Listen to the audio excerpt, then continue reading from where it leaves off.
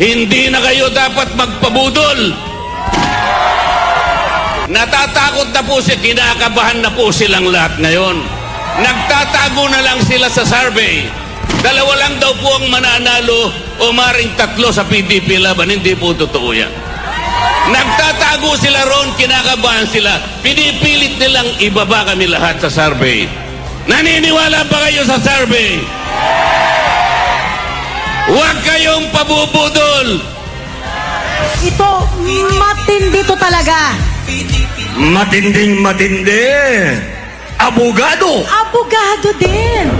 Abogado na walang kinakatakutan. Maliban sa Panginoon. Panginoon Diyos. Ito po ang magtutuloy sa naiwan ng ating mahal na Senadora Miriam Defensor Santiago, ang nag-iisa, Attorney Rodante Marcoleta!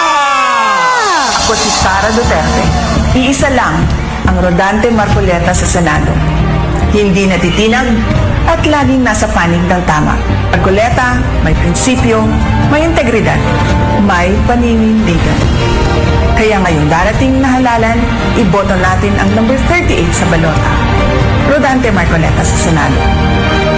Kay Marcoleta, may pag-asa ka.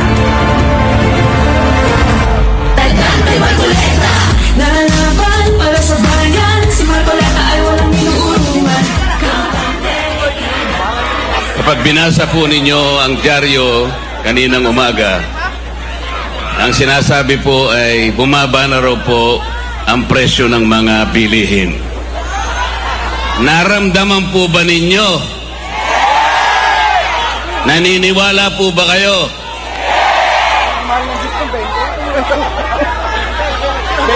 Kasi po, talagang walang pagbabago ang pagtaas ng bilihin ngayon. Lalong-lalo na po ang pagkain. Ang kinikita po ng mamamayang Pilipino, lalong-lalo na yung pangkaraniwang manggagawa, hindi na talaga maabot yung presyo ng bilihin. Kaya ngayon po, ang sinasabi ng mga surveys, 27% po ng ating mga mamamayan ang nakararamdam na po ng gutom. Totoo po yan. Napakataas na porsyento po yan. Halos 38 million na Pilipino ang apektado na nakakaramdam po ng gutom. Mabigat po yan.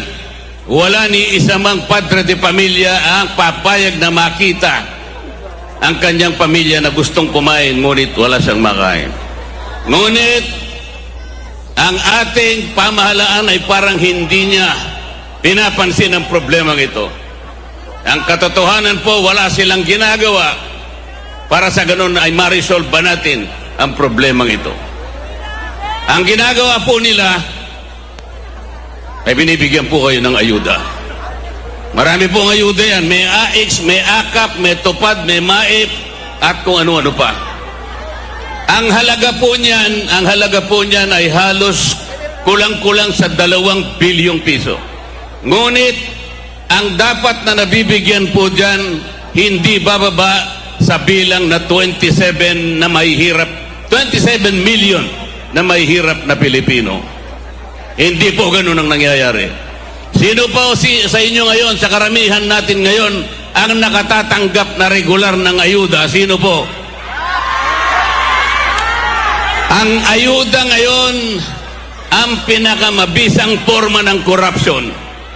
Hindi po napupunta sa halos 27 million na may hirap na Pilipino. Napupunta po sa bulsa ng ilan. Kaya po ang sinasabi ko, dahil nga pati nga presyo ng kuryente. Mura ba ang presyo ng kuryente ngayon? Ang sinasabi ko po sa mga kasama ko ngayon, kung kami po ay mapupunta lahat sa Senado, iisa lang po ang gagawin namin. Ito yung kauna-unahan.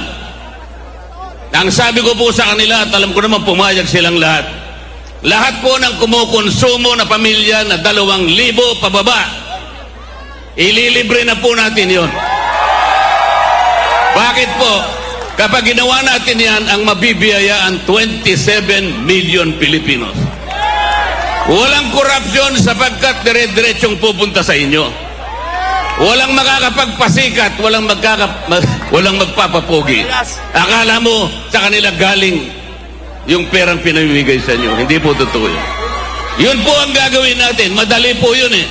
Sa batas kasi ngayon, ang inililibre lang ay yung gumagasta ng 200 pesos. O isang araw lang na kuryente yun, tapos na. Paano yung ibang araw? Hindi 200 pesos, dapat 2,000 pesos para mabiyayaan ang 27 million na mahirap na Pilipino. Ganon dapat ang iniisip natin. Hindi kung ano-anong ayuda na. Sa kanilang nagagaling yun. Sa kanilang napupunta yun. Ngayon po ay gusto ko kayong pasalamatan.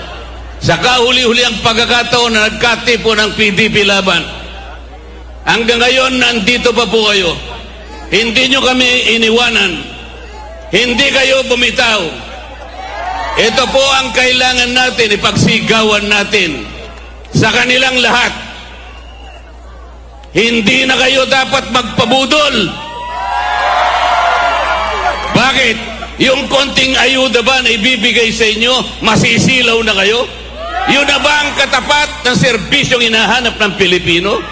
Yun ba yung sagot para ibangon ang kahirapan ng isang pamilyang Pilipino? Hindi po sagot yan. Salamat po. Huwag kayong pabibili, huwag kayong palilinlang.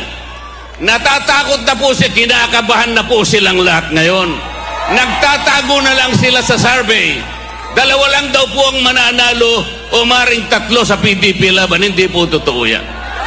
Nagtatago sila ron, kinakabahan sila. Pinipilit nilang ibaba kami lahat sa survey.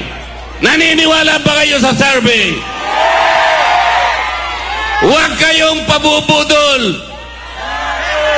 Ang ating bansa, ang isipin ninyo, ang kinabukasan ng ating bansa, ang katarungan, wala na pong rule of law, wala na due process. Tingnan po ninyo yung ginawa nila. Tatanggalin nila ang Vice President. Walang kasalanan ng Vice President.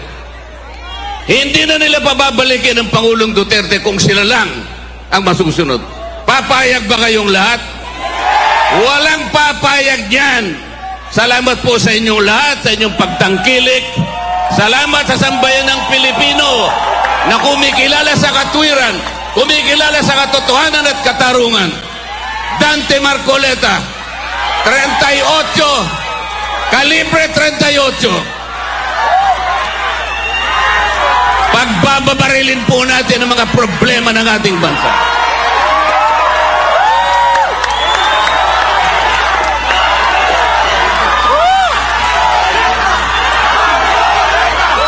Maraming salamat po at magandang gabi sa ating lahat.